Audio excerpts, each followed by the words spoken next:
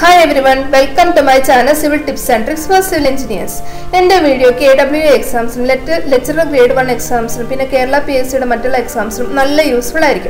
എല്ലാവർക്കും സുഖമല്ലേ? എല്ലാവർക്കും സുഖമാണെന്ന് വിചാരിക്കുന്നു. നമുക്ക് വീഡിയോയിലോട്ട് കണ്ടിന്യൂ ചെയ്യാം. ഓക്കേ. ഇന്ന് നമ്മൾ ഡിസ്കസ് ചെയ്യുന്നത് ബേസിക് മെക്കാനിക്കൽ എഞ്ചിനീയറിംഗിലെ questions നമ്മുടെ എക്സാംസിൽ നിന്ന് വരുന്ന questions എന്തൊക്കെയാണ്? കഴിഞ്ഞ ക്ലാസ്സിൽ നമ്മൾ എക്സാംസിൽ വരുന്ന questions 9 ആണ് കണ്ടു. ഇന്ന് നമ്മൾ അതേ തന്നെ വേറെ ചാപ്റ്ററിൽ നോക്കാം. Okay.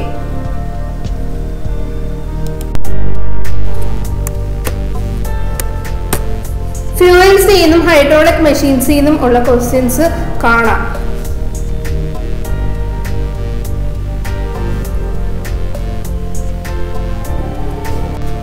Fuels in the questions.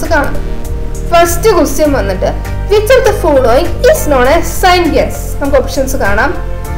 Option A vannittu mixture of carbon monoxide, hydrogen and nitrogen. Option B vannittu mixture of carbon monoxide, methane and hydrogen. Option C vannittu mixture of carbon dioxide and hydrogen. Option D vannittu mixture of carbon monoxide and hydrogen. 5 seconds il comment section la answer iduga.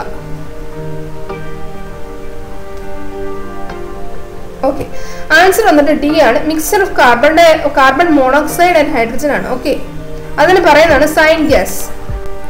Second question vannittu a combustible mixture of nitrogen, carbon monoxide and hydrogen is known as. A vannittu coal gas, B vannittu tear gas, C vannittu producer gas, D vannittu wood gas. ഇപ്പോൾ തന്നെ comment സെക്ഷനിൽ add ചെയ്യുക.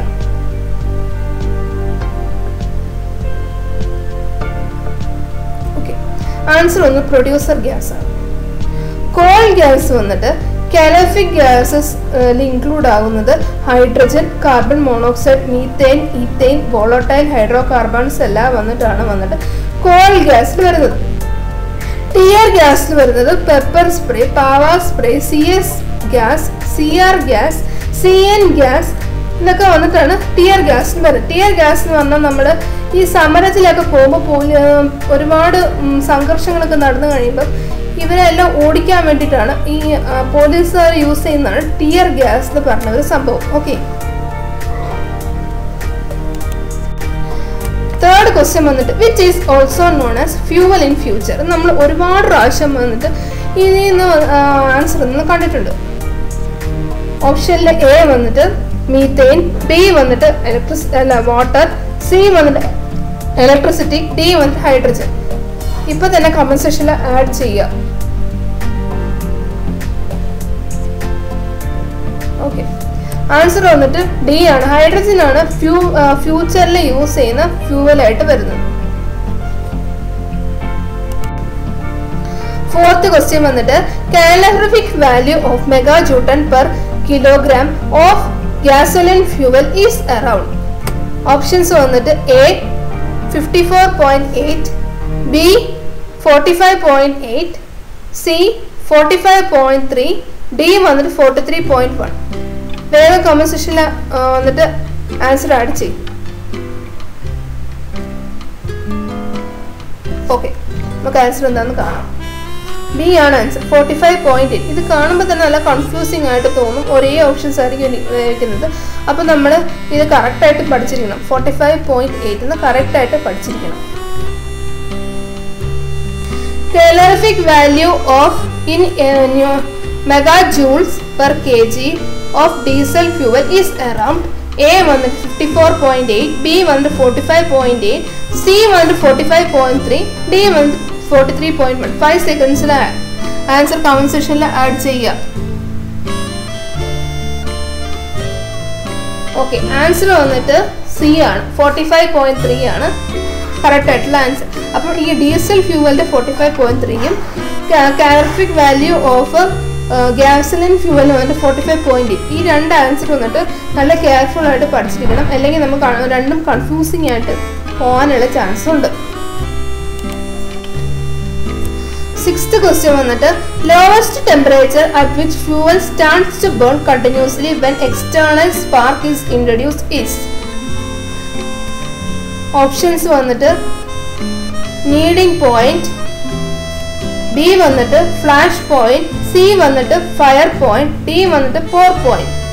Answer ഇപ്പൊ തന്നെ comment സെക്ഷനിൽ ഇടുക.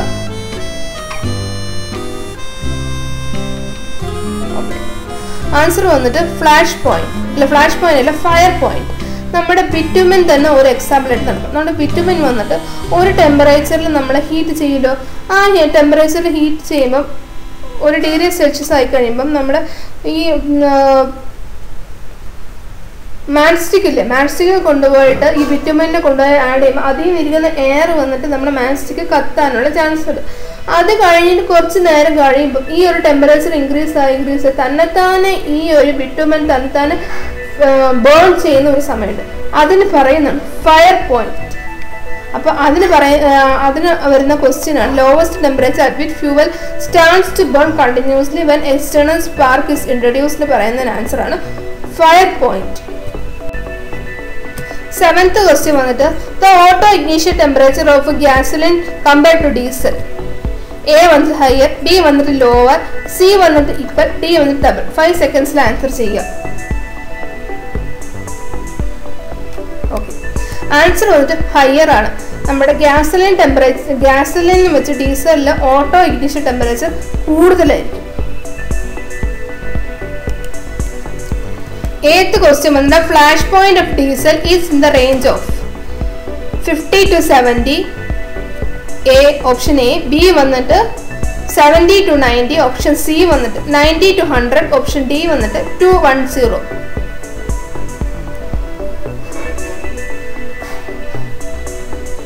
Okay, answer നോക്കാം. Answer വന്നിട്ട് ഓപ്ഷൻ എ ആണ്, 50 to 70. ഫ്ലാഷ് പോയിന്റ് ഡീസലിന്റെ ഫ്ലാഷ് പോയിന്റ് വന്നിട്ട് 50 to 70 ആണ്.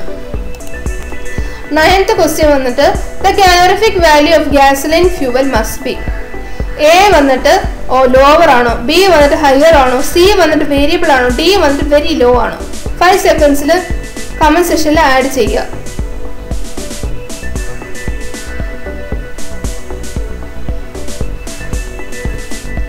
ആൻസർ വന്നിട്ട് ബി ആണ്, ഹയർ ആണ് ആൻസർ. ഓക്കെ, ഗ്യാസോലിൻ ഫ്യൂവലിലെ കാലറിഫിക് വാല്യൂ ഹൈ ആയിരിക്കും. 10th question വന്നിട്ട് the premature ignition of the fuel before the spark is. Option A വന്നിട്ട് ഇഗ്നിഷൻ ഡിലേ, ബി വന്നിട്ട് നോക്ക്, സി വന്നിട്ട് ഡിറ്റോറേഷൻ, ഡി വന്നിട്ട് ബി ആൻഡ് സി. ഇപ്പൊ തന്നെ വന്നിട്ട് കമന്റ് സെക്ഷനിൽ ആഡ് ചെയ്യുക answer.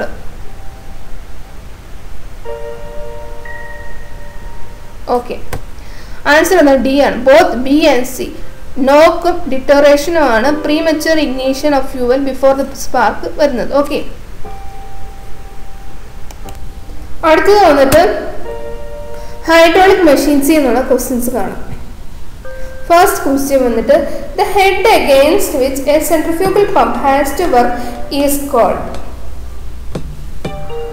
Static head, suction head, delivery head, manometric head.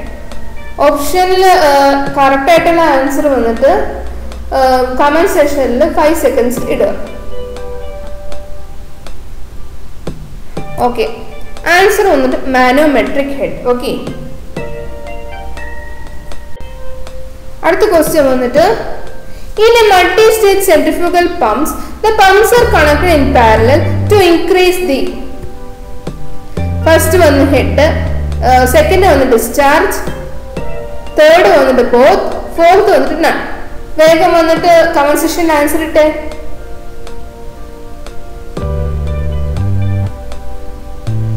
Answer വന്നിട്ട് ഡിസ്ചാർജ് ആണ്. ഓക്കെ, പാരലൽ ആയിട്ട് കണക്ട് ചെയ്യുമ്പം അതിന്റെ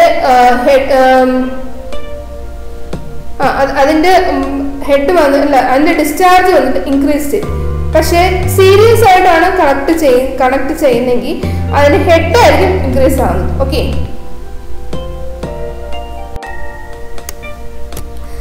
വോർട്ടെക്സ് പമ്പ് വന്നിട്ട് is A type of. A വന്നിട്ട് സെൻട്രിഫ്യൂഗൽ പമ്പ്, ബി വന്നിട്ട് സ്ക്രൂ പമ്പ്, സി വന്നിട്ട് റെസിപ്രോക്കേറ്റിംഗ് പമ്പ്, ഡി വന്നിട്ട് നണ്ണ്. ആൻസർ വന്നിട്ട് വേഗം കമന്റ് സെക്ഷനിൽ ഇട്ടേ. ഓക്കെ, ആൻസർ വന്നിട്ട് വോർട്ടെക്സ് ഒരു ടൈപ്പ് ഓഫ് സെൻട്രിഫ്യൂഗൽ പമ്പാണ്. ഇതിനെപ്പറ്റി ഒരു വീഡിയോ വന്നിട്ട് നമ്മൾ പമ്പ്സിൻ്റെ ഒരു ചാപ്റ്ററിൽ എടുത്തിട്ടുണ്ട്. ഓക്കെ, പമ്പ്സ് അല്ല, ഹൈഡ്രോളിക് മെഷീനിൽ പമ്പ്സ് എന്ന് പറഞ്ഞ ഒരു ചെറിയ ചാപ്റ്റർ ഉണ്ട്. അതിൽ വന്നിട്ട് ഈ ഒരു വോർട്ടെക്സ് പമ്പ് എന്താണ് എന്ന് ഡീറ്റെയിൽ ആയിട്ട് എക്സ്പ്ലെയിൻ ചെയ്തിട്ടുണ്ട്. ഓക്കെ, അപ്പോൾ നിങ്ങൾ ആ വീഡിയോ കാണുക. ക്വസ്റ്റ്യൻ വന്നിട്ട് the vertical distance between the center line of the pump and the water surface of the tank to which water is transferred is known as. A വന്നിട്ട് delivery head, B വന്നിട്ട് static head, C വന്നിട്ട് suction head, D വന്നിട്ട് manometric head. വേഗം വന്നിട്ട് answer comment സെക്ഷനിൽ ഇട്ടേ.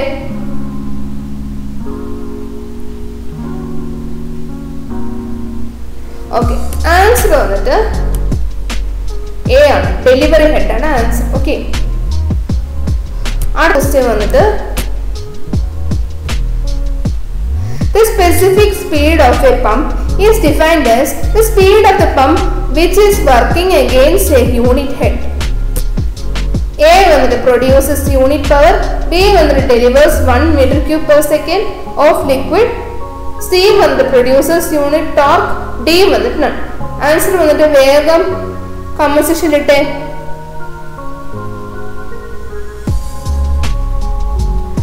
Answer വന്നിട്ട് delivers 1 meter cube per second of liquid ആണ് ആൻസർ.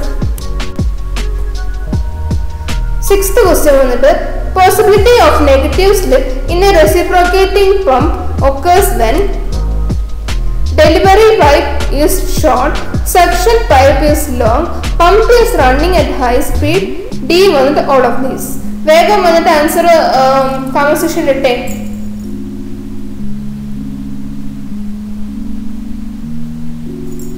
ഓക്കെ, ആൻസർ വന്നിട്ട് ഡി ആണ്, ഓൾ ഓഫ് ദീസ് ആണ് ആൻസർ. നെഗറ്റീവ് സ്ലിപ്പ് എന്ന റെസിപ്രോക്കേറ്റിംഗ് പമ്പിൽ എന്തൊക്കെ കാരണം വരാം?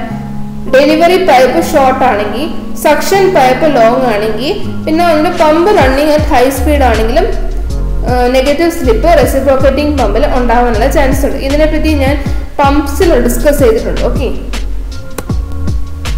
Manometric efficiency is the ratio of A വന്നിട്ട് manometric head to shaft power, B വന്നിട്ട് manometric head to impeller power, C വന്നിട്ട് shaft power to impeller power, D വന്നിട്ട് impeller power to shaft power. Answer വന്നിട്ട് വേഗം comment സെക്ഷനിലിട്ടേ. 5 seconds തരാം.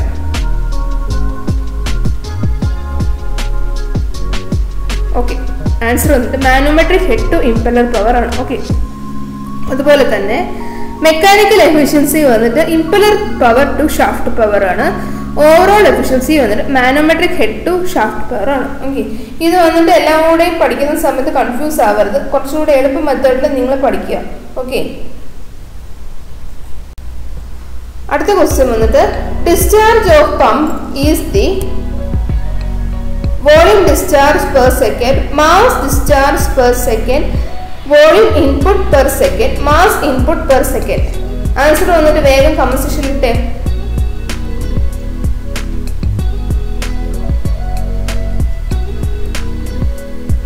Volume discharge per second ആണ് answer. അതെങ്ങനെയാണ് നമ്മൾ ഡിസ്ചാർജ് സാധാരണ ഇടുന്നത്? മീറ്റർ ക്യൂബ് പെർ സെക്കൻഡ് എന്നല്ല വരുന്നത്. അത് തന്നെ volume discharge per second. Volume എന്ന് പറഞ്ഞു കഴിഞ്ഞാൽ അതിന്റെ യൂണിറ്റ് തന്നെ മീറ്റർ ക്യൂബ് ആണ്. അത് പെർ സെക്കൻഡ് ആകുമ്പോൾ volume per discharge per second ആയിരിക്കും ആൻസർ. അടുത്തത് വന്ന് coefficient of discharge is the ratio of A വന്നിട്ട് actual power to theoretical power, B വന്നിട്ട് theoretical discharge to actual discharge, C വന്നിട്ട് actual discharge to theoretical discharge, D വന്നിട്ട് none. Answer വന്നിട്ട് വേറെ comment സെക്ഷനിൽ ഇട്ടേ.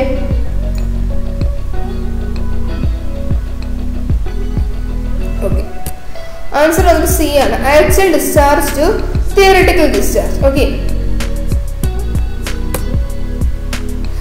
അടുത്ത ക്ലാസ്സിൽ വന്നിട്ട്